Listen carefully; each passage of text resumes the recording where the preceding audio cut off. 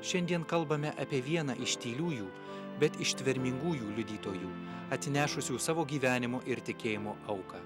Mažai pažintas, tačiau daug pasidarbavęs, kad Kristaus Evangelija pasiektų žmonių širdis.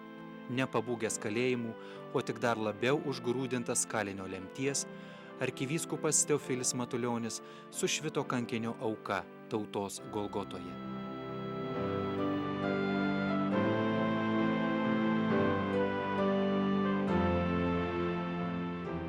Žvilgsnis į arkivyskupo Teofiliaus Matulionio gyvenimą. Kas jis? Šis nuolankus ir tylus žmogus, tačiau plačiai žinomas ir už savo tėvynės ribų. Gimęs Anykščių krašte, mokslus baigęs Daugpilio gimnazijoje, dvasiškiu tapęs Sankt Peterburgo dvasinėje seminarijoje, o vėliau beveik 10-metį klebonavęs Latvijoje, kaip ganytojas sužibėjęs bolševikų revoliucijos blaškomame Petrograde, o galiausiai tapęs Kaišiadorių vyskupijos ganytojų, vokiečių, o vėliau ir komunistų persekiojamoje bažnyčioje.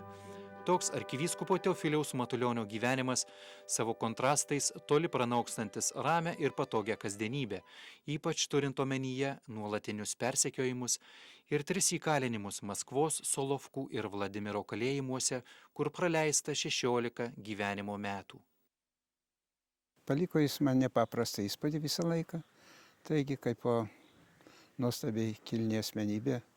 Niekuomet nesiskundė į savo tais iškentėtais vargais, niekuomet blogai neatsiliepė apie tuos jų tardytojus visokius, prižiūrėtojus, o iškentėti be galo jis daug turėjo.